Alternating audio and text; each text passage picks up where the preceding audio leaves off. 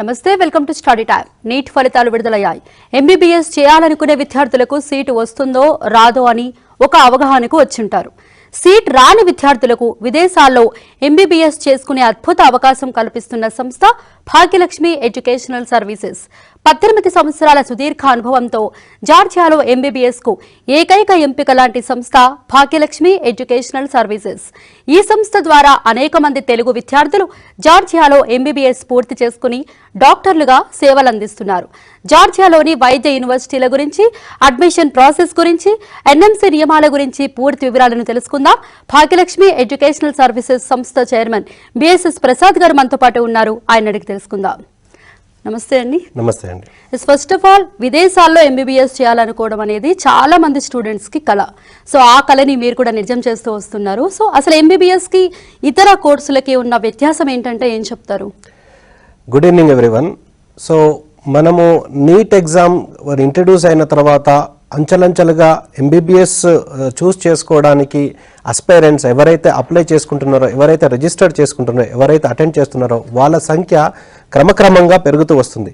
Suppose 19 నుంచి మనం ఈ 2019 నుంచి 2023 వరకు ఒకవేళ గణాంకాలను చూసుకుంటే 19లో మనకు 15 లక్షల చిల్లర, అండ్ 2021లో దాదాపుగా 16 లక్షలు, అండ్ 21, 22, 23లో దాదాపు 18 లక్షలు, ఆ విధంగా పెరుగుకుంటూ వస్తుంది. అండ్ ఇప్పుడున్న ప్రజెంట్ సినారియోలో 2023లో నీట్ అటెండ్ చేసిన రిజిస్ట్రేషన్ చేసుకున్న వాళ్ళు 20,87,000 మంది ఉన్నారు.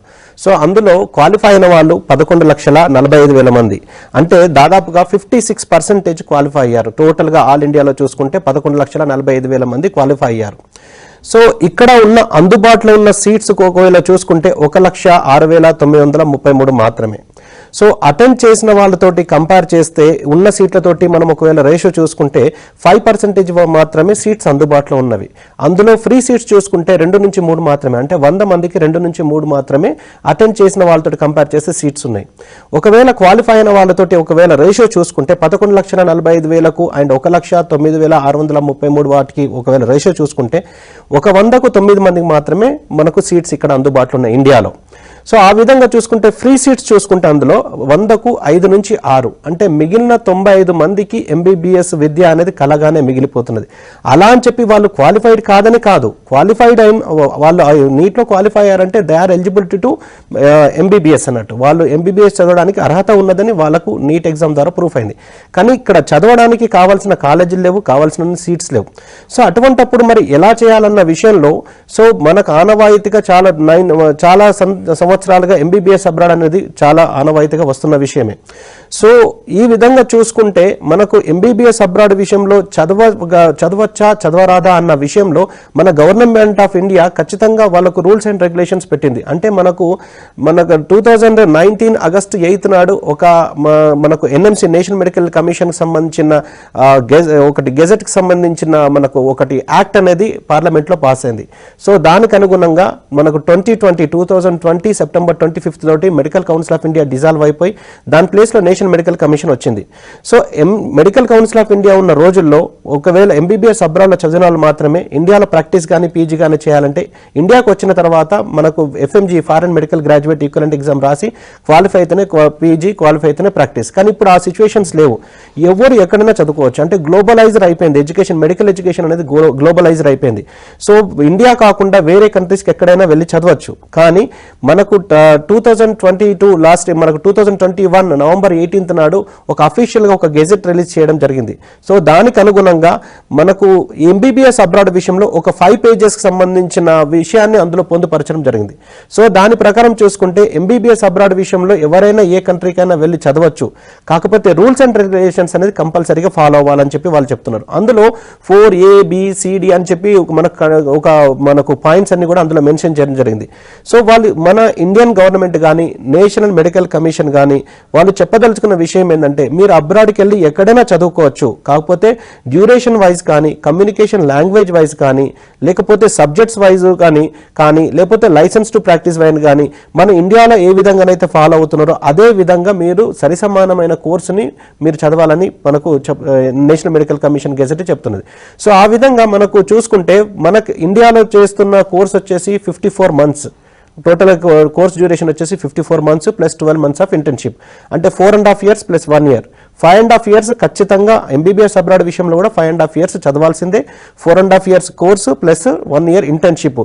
ఈ టోటల్గా 5.5 years అదే కంట్రీలో అదే యూనివర్సిటీలో చేయాలి.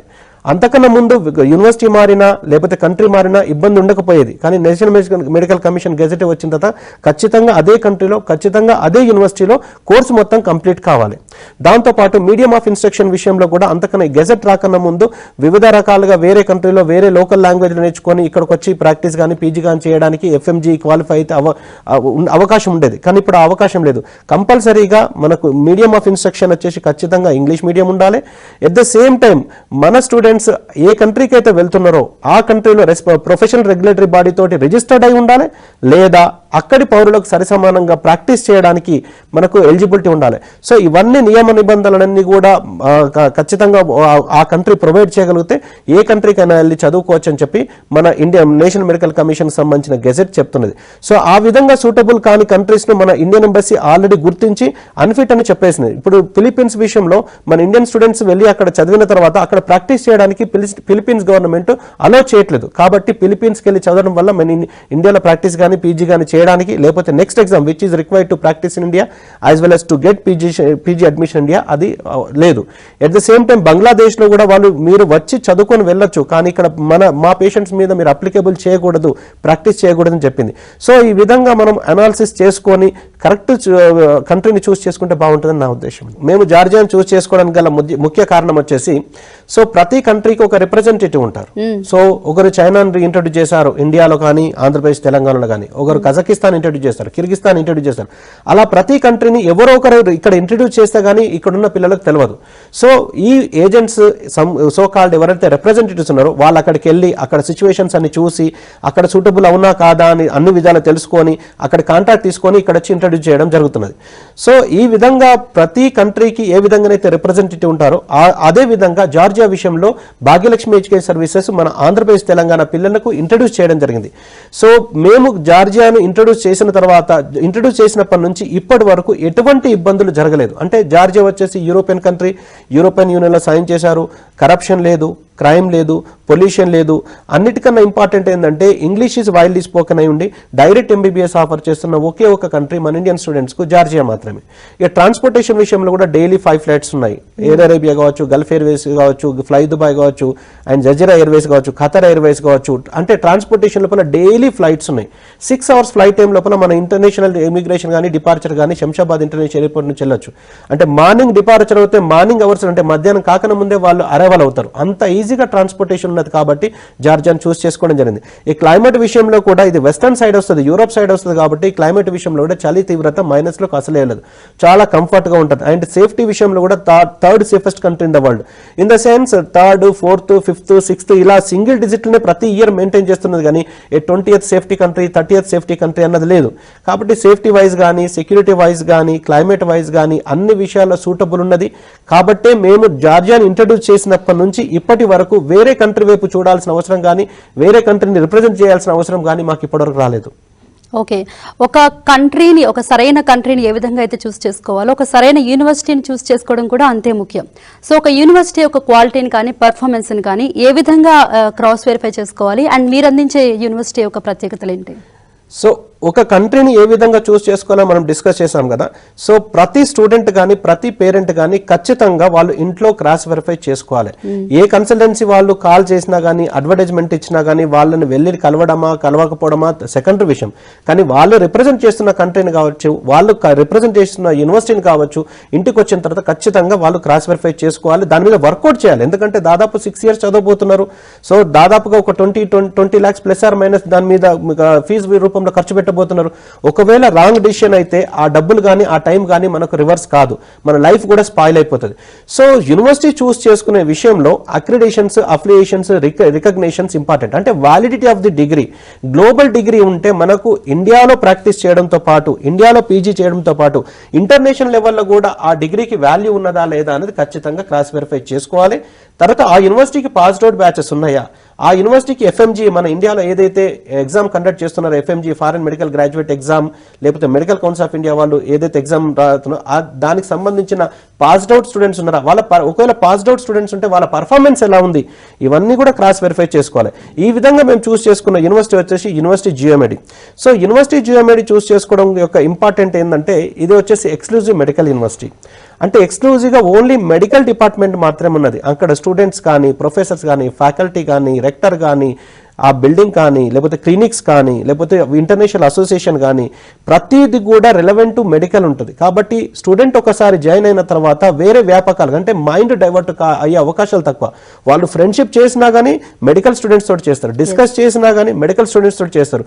వేరే డిపార్ట్మెంట్ వాళ్ళు ఉన్నారు అనుకోండి, వాళ్ళతో ఫ్రెండ్షిప్ చేస్తే వాళ్ళతో వచ్చేది లేదు, ఏం ఉపయోగం ఉండదు. సపోజ్ జనరల్ యూనివర్సిటీ తీసుకుంటే అందులో లా ఉంటుంది, బీబీఏ ఉంటుంది, తర్వాత ఇంజనీరింగ్ ఉంటుంది, అగ్రికల్చర్ ఉంటుంది.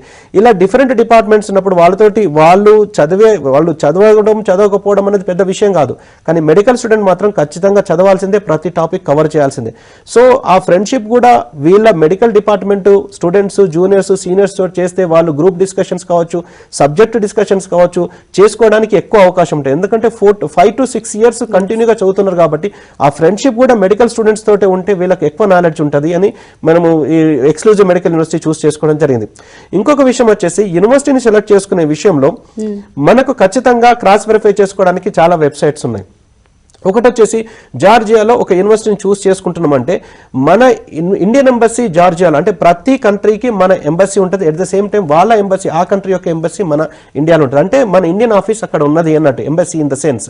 సో ఆ ఎంబసీ అఫీషియల్ వెబ్సైట్లో, అంటే మన ఇండియన్ ఎంబసీ ఇన్ జార్జియాలో ఉన్న వెబ్సైట్లో మనకు కౌన్సిలర్ సర్వీసెస్ అని సపరేట్గా సర్వీసెస్ ఉంటాయి. అందులో స్టూడెంట్ సర్వీసెస్లోకి వెళ్ళి అక్కడ ఆ కంట్రీలో ఉన్న అన్ని యూనివర్సిటీస్కి సంబంధించిన ఇన్ఫర్మేషన్, ఒక list of universities recognised by Indian embassy of Georgia ఒక లిస్ట్ ఉంటుంది, దాన్ని డౌన్లోడ్ చేసుకోవాలి. అది పెద్ద విషయం కాదు. ఇండియన్ ఎంబసీ ఇన్ జార్జియా అని మనకు ఇంటర్నెట్లో కొట్టగానే మనకు మొత్తం రిపోర్ట్ మొత్తం వస్తుంది.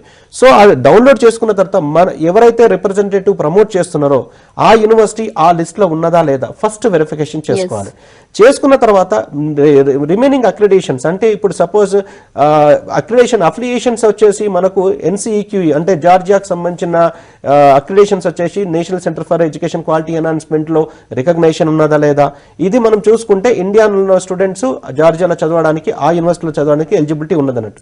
కాకపోతే ఇంటర్నేషనల్ లెవెల్లో ఒకవేళ అక్రిడేషన్స్ ఉన్నాయా లేదా అన్నది ఖచ్చితంగా వెరిఫై చేసుకోవాల్సి ఉంటుంది. అది WHO అఫీషియల్గా గుర్తించిన అఫీషియల్ వెబ్సైట్ వచ్చేసి WDMS.org, world directory of medical schools. So ఈ అఫీషియల్ వెబ్సైట్లో మనము టూల్ బార్లో WDMS.org అని క్లిక్ చేసిన తర్వాత అందులో ప్రతి కంట్రీకి సంబంధించిన ఇన్ఫర్మేషన్, ఆ కంట్రీలో ఉన్న ప్రతి యూనివర్సిటీకి సంబంధించిన ఇన్ఫర్మేషన్ అందులో పొందుపరచబడి ఉంటుంది. సో ఆ యూనివర్సిటీకి సంబంధించి ఆ పేజ్ను ఓపెన్ చేస్తే ఆ స్పాన్సర్ నోట్లో ECFMG USA అంటే education commission for foreign medical graduates United States of America note ఉండాలి. Plus at the same time medical council of Canada note ఉంటే మనము అక్కడ ఆ యూనివర్సిటీలో చదివిన వాళ్లకు యూఎస్ఏలో కానీ లేకపోతే కెనడాలో కానీ ప్రాక్టీస్ కానీ పీజీ కానీ చేయడానికి ఎలిజిబిలిటీ అని ఈ విధంగా మనం నిర్ధారణకు రావచ్చు. సో ఆ విధంగా అఫీషియల్ వెబ్సైట్ తో క్రాస్ వెరిఫై చేసుకుంటే మన డిగ్రీకి వాల్యూ ఉంటుందని నా ఉద్దేశం. సో ఒక కన్సల్టెన్సీని ఎలా చూస్ చేసుకోవాలి, ఎక్స్పీరియన్స్డ్ కన్సల్టెన్సీ వల్ల ఎటువంటి ప్రయోజనాలు ఉంటాయి, చిన్న బ్రేక్ తర్వాత తెలుసు. Welcome back. యూనివర్సిటీ జియోమెడీలో అదే చూస్ చేసుకోవడానికి కారణం ఏంటండి? అలాగే అక్కడ చదివితే గ్లోబల్ డిగ్రీ ఖచ్చితంగా వస్తుందని చెప్తున్నారు, సో ఎలా చెప్పగలరు? సో యూనివర్సిటీ జియోమెడి విషయంలో ఇంతకుముందు చెప్పిన విధంగా మనకు అది ఎక్స్క్లూజివ్ మెడికల్ యూనివర్సిటీ అవడంతో పాటు యూనివర్సిటీ జియోమెడి వచ్చేసి మనకు ECFMG USA recognised and medical council of Canada recognised and Australian medical council recognised and AMSE association for medical schools in Europe recognised and AME association for medical education in Europe recognised.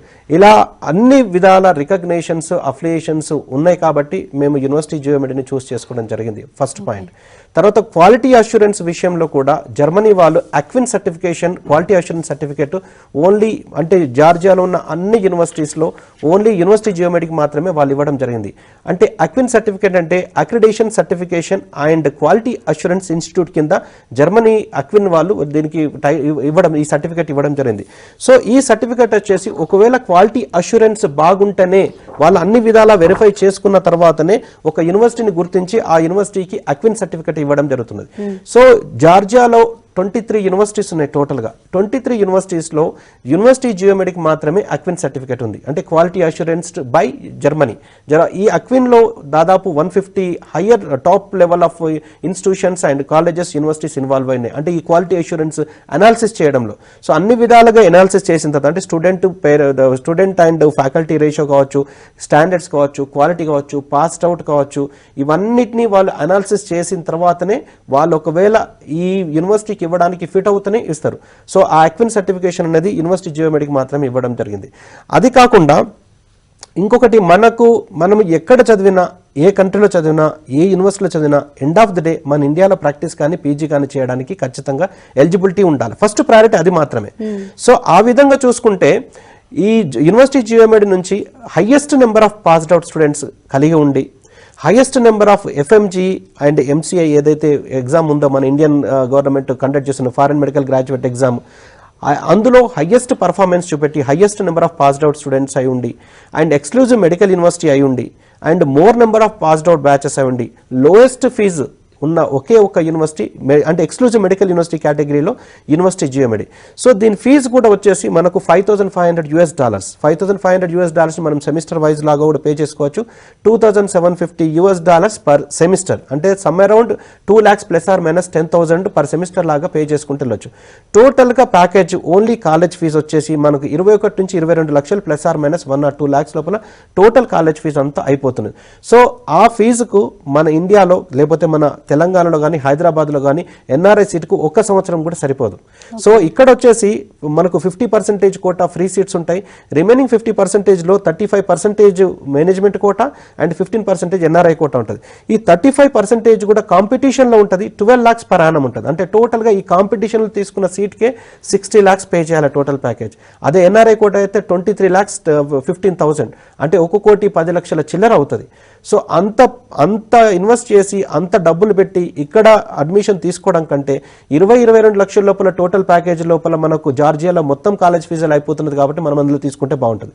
So ఇంకో విషయం వచ్చేసి, ఈ విషయంని మనకు ఏదైతే FMG performance report ఉందో, so దాన్ని cross verify చేసుకోవడానికి కూడా మనకు అఫీషియల్ వెబ్సైట్ ఉంది. అంటే national board of examinations in medical science అని సంబంధించిన అఫీషియల్ వెబ్సైట్ ఉన్నది. సో దీని అఫీషియల్ వెబ్సైట్ యొక్క వచ్చేసి natboard.edu.in. natboard.edu.in. ఈ అఫీషియల్ వెబ్సైట్లో మనం క్లిక్ చేస్తే ఎఫ్ఎంజీ పర్ఫార్మెన్స్ లేటెస్ట్ రిపోర్ట్ 2021 మాత్రం అప్లోడ్ చేశారు. దాన్ని డౌన్లోడ్ చేసుకుంటే అందులో ప్రతి కంట్రీ యొక్క, ప్రతి యూనివర్సిటీ యొక్క పర్ఫార్మెన్స్ రిపోర్ట్, అంటే ఎంతమంది అటెండ్ చేశారు, ఎఫ్ఎంజీ ఎంతమంది క్వాలిఫై అయ్యారు అన్న దాని మీద వాళ్ళకు ఫుల్ క్లారిటీ వస్తుంది. సో జార్జియా విషయంలో చూసుకుంటే out of 23 universities available in Georgia, 10 యూనివర్సిటీస్లో నుంచి మాత్రమే పాస్డ్ అవుట్ బ్యాచెస్ ఉన్నాయి. ఆ 10 యూనివర్సిటీస్లో university Geomedi stands top second in exclusive medical university category, and టోటల్గా చూసుకుంటే 3rd ప్లేస్లో ఉంది. సో ఎక్స్క్లూజివ్ మెడికల్ యూనివర్సిటీలో ఎక్కువ పర్ఫార్మెన్స్ చూపెట్టి తక్కువ ఫీజులో ఉన్నది యూనివర్సిటీ జియోమెడి కాబట్టి మేము యూనివర్సిటీ జియోమెడిని చూస్ చేసుకోవడం జరిగిందండి. ఓకే, అలాగే ప్రసాద్ గారు, చాలా మందికి అబ్రాడ్లో ఎంబీబీఎస్ చేయాలని ఉన్నా కూడా సరైన కన్సల్టెన్సీని ఎలా చూస్ చేసుకోవాలో తెలియదు. సో ఎక్స్పీరియడ్ కన్సల్టెన్సీ వలన ఎటువంటి ప్రయోజనాలు ఉంటాయంటారు? మీరు అందించే సర్వీసెస్ ఏంటి? సో ఇక్కడ ఎక్స్పీరియన్స్డ్ ఫ్యాకల్టీ విషయంలో ఇది చాలా ఇంపార్టెంట్ పాయింట్ అండి. ఎందుకంటే నేను ఇంతకుముందు చెప్పిన విధంగా ప్రతి కంట్రీకి ఒక రిప్రజెంటేటివ్ ఉంటారు. సో ఒకవేళ స్టూడెంట్ అన్ని విధాల అనాలిసిస్ చేసుకున్న తర్వాత ఏ కంట్రీకి అయితే వెళ్దాం అనుకున్నారో ఆ కంట్రీని for the past so many years ఎవరు దానికి పంపిస్తున్నారు, ఎవరు సర్వీసెస్ ఇస్తున్నారు, ఏ కన్సల్టెన్సీకి ఆ కంట్రీలో ఆఫీస్ కానీ, లేకపోతే ఆ కంట్రీలో రిజిస్ట్రేషన్స్ కానీ, ఆ కంట్రీలో కేర్ టేకర్స్ కానీ, మేనేజర్స్ కానీ, కుక్స్ కానీ ఉన్నారు, ఏ కన్సల్టెన్సీకి పాస్డ్ అవుట్ బ్యాచెస్ ఉన్నాయి, ఏ కంట్రీకి పాస్డ్ అవుట్ స్టూడెంట్స్ ఉన్నారు, ఏ కంట్రీని ఏ కన్సల్టెన్సీకి పాస్డ్ అవుట్ బ్యాచెస్ ఉన్నాయి, ఏ కన్సల్టెన్సీకి పాస్డ్ అవుట్ స్టూడెంట్స్ ఉన్నారు, ఎఫ్ఎంజీ పాస్డ్ అవుట్ స్టూడెంట్స్ ఉన్నారు, ఏ కన్సల్టెంట్ కంటిన్యూగా ఒకటే కంట్రీని కంటిన్యూగా ప్రమోట్ చేస్తున్నారు అని ఖచ్చితంగా నిర్ధారించుకోవాలి. సపోజ్ ఒకవేళ చైనాకు స్టూడెంట్ వెళ్దాం అనుకుంటే నా దగ్గర రావడం వల్ల ప్రయోజనం లేదు. ఎవరైతే చైనా ప్రమోట్ చేస్తున్నారో వాళ్ళ దగ్గరికి వెళ్ళాలి. సో చైనాకు ప్రమోట్ చేసే వాళ్ళ దగ్గరికి వెళ్ళి నాకు జార్జియా కావాలంటే he has to depend on some other consultancy.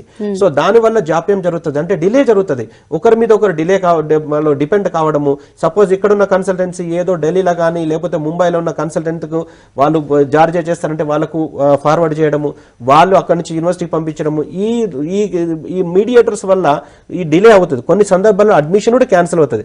So మేము కంటిన్యూగా వి బిలీవ్ ఇన్ కన్సిస్టెన్సీ, అంటే we believe in consistency in promoting the same country for the past so many years. So కంటిన్యూగా మేము జార్జియాను చూస్ చేసుకోవడం జరిగింది, కంటిన్యూగా ఎవ్రీ ఇయర్ జార్జియాకు పంపించడము, every year hundreds of students పంపించడము, every year hundreds of students pass out అవ్వడం, ఇది ఆనవాయితీగా జరుగుతున్న విషయము. కాబట్టి జార్జియాను చూస్ చేసుకుందాం అనుకుంటే మా కన్సల్టెన్సీకి రండి, వేరే కంట్రీని చూస్ చేసుకుందాం అనుకుంటే ఎవరైతే రిప్రజెంటేటివ్ అందులో కూడా వెరిఫై చేసుకోవాలి. ఒకవేళ వేరే కంట్రీని చూస్ చేసుకుంటే ఆ కంట్రీకి సంబంధించిన రిప్రజెంటేటివ్ ఎన్ని సంవత్సరాలుగా పంపిస్తున్నారు, ఆ కన్సల్టెంట్కు ఎంతమంది పాస్డ్ అవుట్ బ్యాచెస్ ఉన్నాయి, ఎంతమంది పాస్డ్ అవుట్ స్టూడెంట్స్ ఉన్నారు అన్న దాన్ని వాళ్ళు నిర్ధారించుకొని చూస్ చేసుకోవడం బెటర్. ఒకవేళ చిన్న కన్సల్టెన్సీలు డిపెండెన్సీ ఉన్న కన్సల్టెన్సీ చూస్ చేసుకుంటే అడ్మిషన్ తీసుకున్న తర్వాత వాళ్ళు ఉండకపోవడం అనేది జరగకపోవచ్చు. సో వాళ్ళు ఆఫీస్ తీసేయడం కావచ్చు, లేకపోతే మూసేయడం కావచ్చు, అటువంటివి జరిగితే మన స్టూడెంట్స్ కానీ పేరెంట్స్ కానీ చాలా నష్టపోతారు. ఎందుకంటే ఈ కన్సల్టెన్సీ విషయంలో through out the course services ఖచ్చితంగా ఇవ్వాల్సి ఉంటుంది. సో సెకండ్ ఇయర్ కానీ, థర్డ్ ఇయర్ కానీ, ఫోర్త్ ఇయర్ కానీ, ఏ సందర్భంలో ఏ అవసరం వచ్చినా కానీ మన స్టాఫ్ అక్కడ ఉండడం కావచ్చు, స్టూడెంట్కి సర్వీస్ ఇవ్వడం కావచ్చు, మన ఆఫీస్ కూడా హైదరాబాద్లో కానీ ఇండియాలో కానీ ఉంటే వాళ్ళు వచ్చి కలవడం కావచ్చు, ఇవన్నీ కూడా జరుగుతూనే బాగుంటుంది. సో పంపించిన తర్వాత ఆ స్టూడెంట్ ఒకవేళ ఆ కన్సల్టెంట్ రెస్పాండ్ అవ్వకపోతే దాన్ని అల్టిమేట్లీ నష్టపోయేది స్టూడెంట్ పేరెంట్ మాత్రమే.